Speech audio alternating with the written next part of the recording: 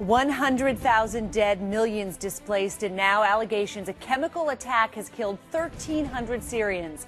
I'm Christine Romans. This is Your Money. The president has drawn a red line, the use of chemical weapons. His administration now says there is undeniable evidence that Syria has crossed that line. But is that red line clouded by red ink? The U.S. is a nation that's tired after 12 years of fighting. More than 8,000 coalition deaths in Iraq and Afghanistan, 50,000 wounded. And the most expensive wars ever. $1.4 trillion spent from September 2001 through October 2012. And the biggest bills haven't yet come due. A Harvard study finds the final price tag will be $4 to $6 trillion. That's after long-term medical and economic costs at home are taken into account. Jessica Yellin is CNN's chief White House correspondent. Jessica, so much blood and treasure spilled in Iraq and Afghanistan. How does the shadow of those wars cloud the president's decision to act in Syria? Well, Christine, it certainly informs his hesitancy to act up to this point. I think it will inform, if he does decide to strike, a decision to take precision, limited strikes.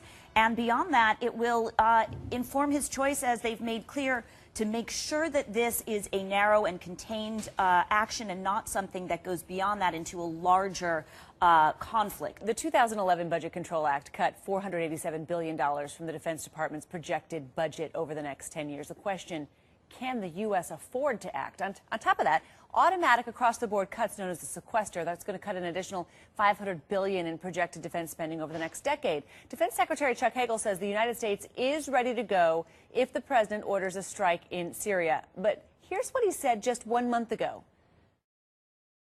The only way to implement an additional, abrupt 10% reduction in the defense budget is to make senseless, non-strategic cuts that damage military readiness, disrupt operations, and erode our technological edge.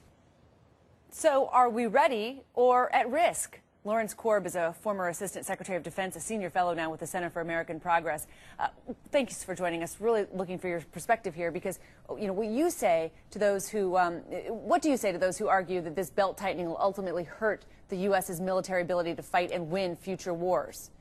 No, I think they're way overreacting. As your chart pointed out, the $487 billion war in projected increases, and even if you have the whole $500 billion over 10 years, you'll bring defense spending back to where it was, even controlling for inflation in 2007. So you got plenty of money. Now, sequester is dumb because you have to cut everything equally.